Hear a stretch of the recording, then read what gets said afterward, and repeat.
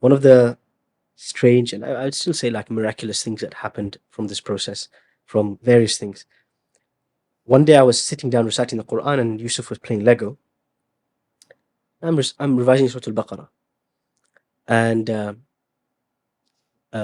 I still remember I was reciting يخادعون الله والذين آمنوا وما يخدعون إلا أنفسهم. I just paused and I just cleared my throat. And this 3-year-old looks up and he goes, وما يشعرون. I'm looking at my wife. My wife was there. I'm looking at him, looking at her. I'm thinking. So we kept going. Yeah. Up to 20 pages in, wherever I'd stop, he'd complete the ayah. Wow. We were shocked. And all of this was just through listening because we couldn't read. We'd never sat and made him memorize. So from that day, we realized how much of a sponge the brains of these children are, and how much they're watching and how much they're observing. Yeah, inshallah. I think that's one thing that I think maybe it was a misjudgment on my part where I felt, okay, I know children are like sponges. I know children are observant, and I know they pick things up.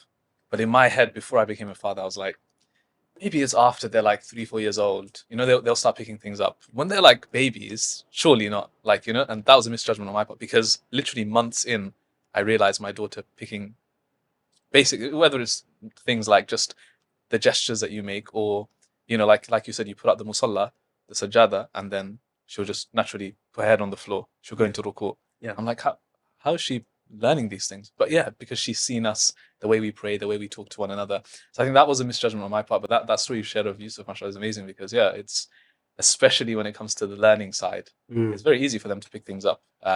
Songs, for example, you have nowadays you have nursery rhymes and Coco Melon and this thing and that thing, right? And children learn these nursery rhymes easily. Yeah. But the fact that, why would it be any different with the Quran? It's just that I think in comparison to the amount that they consume of the YouTube Everything versus else, yeah. the Quran, because you had it playing, I think, why wouldn't they pick up There's the an Quran? important detail, just mentioned YouTube. When Yusuf was born, I sold my TV. You sold your TV. I got rid of my TV. Yeah. And the reason was, as a parent, if you look at the top 5 most watched videos on YouTube, they're all kids' cartoons. Because if you go on the tube on a restaurant, there's a screaming kid and the parent is trying to pacify them using a video. And with the remote and the TV there, it's too easy.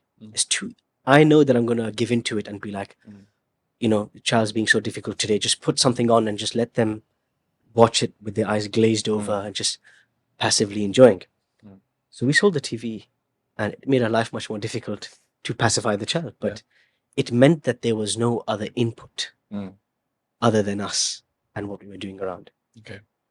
And nature, like go often to parks, go out a lot, like let the child enjoy the real world.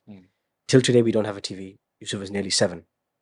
What does he do when he's bored? So frequently he's, Baba, I'm bored. So I say, great. I said, all the best inventions came up by people who were bored. So what he does, he's bored, doesn't know what to do. So he starts inventing a story. He converts the sofa into an island. He turns the living room into, I don't know, some figment of his imagination. I stocked a big bookshelf for him. So he's bored, doesn't know what to do, just grabs the book and he's reading. So those are the habits I want them to develop. And it all started with one thing to kill my own, laziness. Yeah. Get rid of the TV. I think it's quite an important step.